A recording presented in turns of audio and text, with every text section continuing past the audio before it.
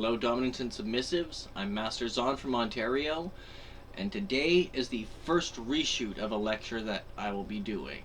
I'll be doing a few reshoots over the next little while from videos that either have poor audio or poor video quality or a mixture of both.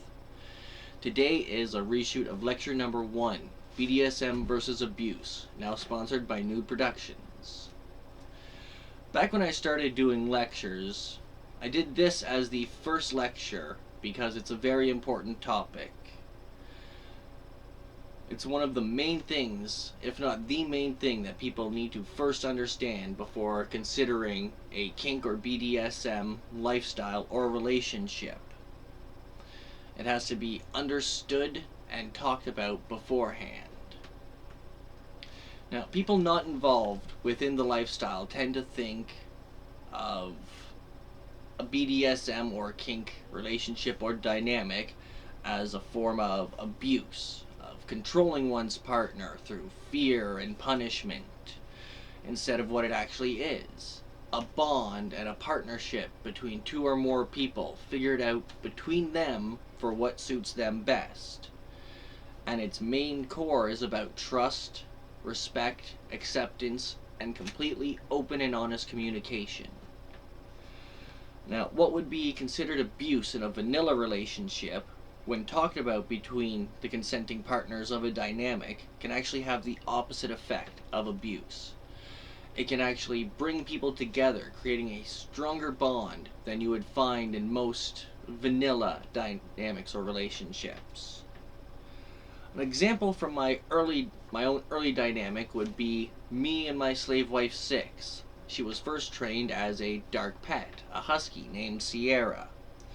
Now, from an outside perspective, you can also see my lecture on dark play, lecture number 8. But from an outside perspective, her sitting in her dog bed with her head on my lap, being pat, would seem as though I'm trying to dehumanize her, when actually she is happy there. She feels comfortable and safe. She likes the attention that she gets from me petting her, and me having Asperger's syndrome and agoraphobia. It's a way that I am comfortable with expressing affection and emotion for a person. And through talking, we were able to figure this out for the two of us.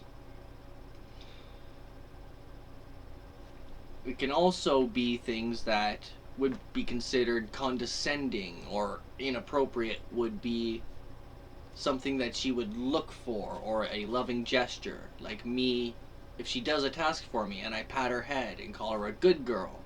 Some people would think of that as condescending or talking down to her, but me calling her a good girl, or more specifically my good girl, has again the same effect of bonding, where it's a special gesture, has a significance to us that makes it different than it would be in a normal relationship where these things aren't talked about or figured out.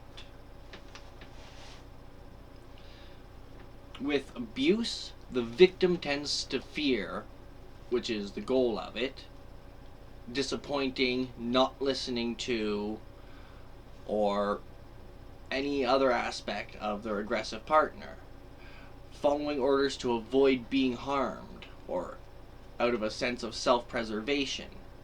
In a BDSM relationship, while the person in the submissive role might fear punishment, it's not in the same way.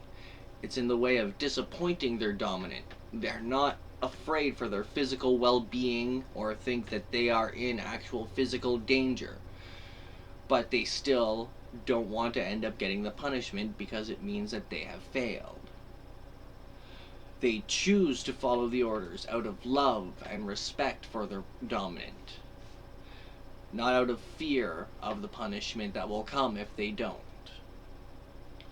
There are those in the kink culture who are abusers, don't get me wrong, both dominants and submissives. You can see the lecture on abusive submissives, lecture 21, for that. Either they don't understand what the lifestyle actually is, they see a horrible movie like 50 Shades and think they understand, or they just don't care because they are using the lifestyle as an excuse to be abusive. Now, whether a dominant or submissive, certain things called red flags start to pop up. A red flag is a warning that somebody might be an abuser, where things aren't quite right. Now, a single red flag does not make a person an abuser. What could be a red flag to one person could be a negotiated part of a dynamic for another. But when lots of red flags start to pop up, you need to start taking a good look at the person that is your prospective partner. That is where vetting comes into play. Feel free to check out lecture number 4, vetting.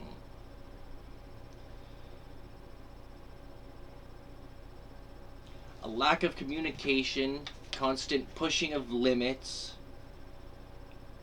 insisting that all orders always be followed, insisting that a dominant always get their way because they're a dominant are all signs of an abusive fake dom. Those are all very important red flags that need to be looked into. Now, a submissive can also have a lack of communication. I'll get into that in just a minute though.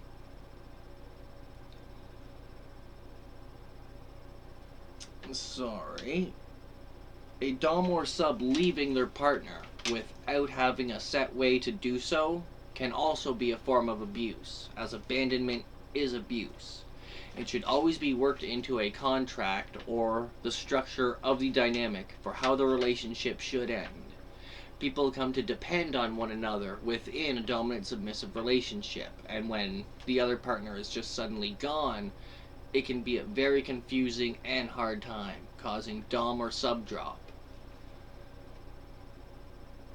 Now, sometimes it's a fine or blurred line between BDSM and abuse. This is because everyone and every dynamic is unique. What can be abuse to one person is a kinky good time to another. The only way to really figure out which is which is through open and honest communication with your partner. I normally suggest filling out a kink chart with experience with, willingness to, the dom's desired level for it, and then any notes from the submissive on it.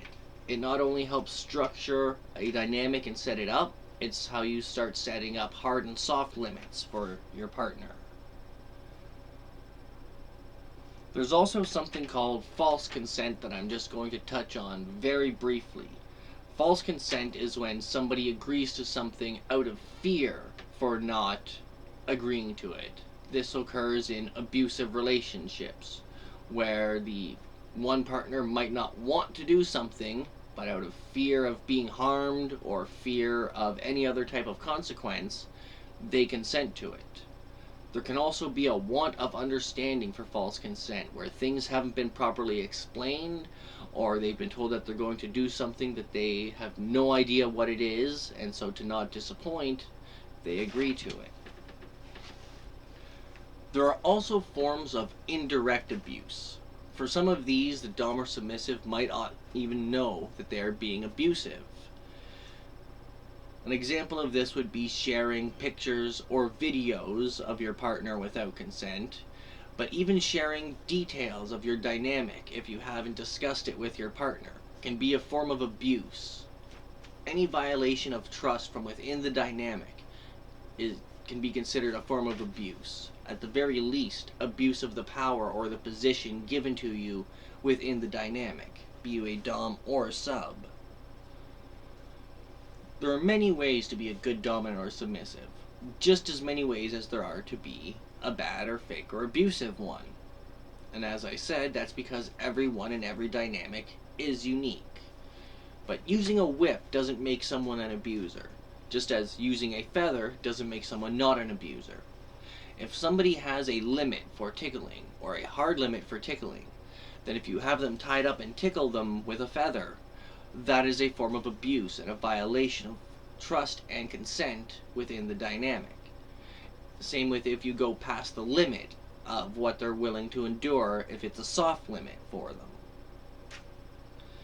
It's also important to take care of the mental issues as well. This is covered in lecture number 2, aftercare. Video lecture number 3, aftercare. It was written lecture number 2. A dynamic is a two-way street between two or more people.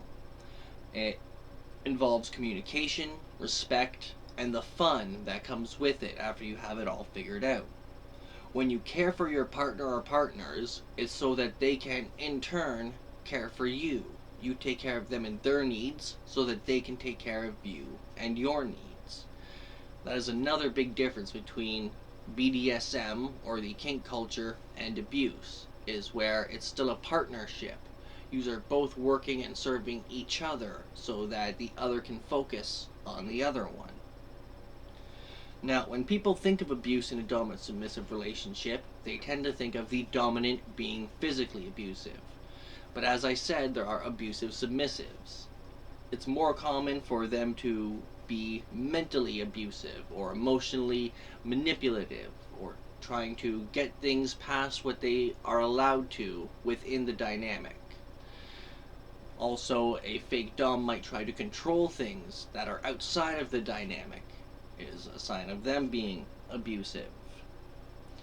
Now, no matter what you do, what dynamic you have, or what role you may have within the lifestyle, it's important to always be sure that you are not harming your partner. The base of BDSM is consent. You cannot consent to something that you do not understand or have not talked about. That's why completely open and honest communication is one of the main key foundations of a BDSM dominant submissive relationship or dynamic. Now, as I said, this was a reshoot of my first lecture, BDSM versus Abuse.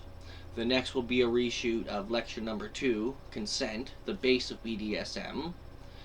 I would again like to thank my new sponsor, Nude Productions, for your support with my videos and my school, and I hope everybody tunes in for the next lecture.